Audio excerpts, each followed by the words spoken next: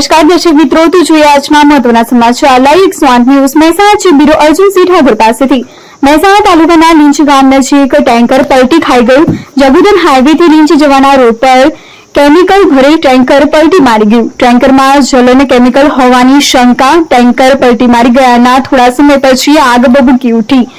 જોતામાં આગે વિશાળ સ્વરૂપ પકડ્યું હતું. ઘટનાની જાણ થતા લોકોના ટોળેટોળા ઉમટી પડ્યા હતા.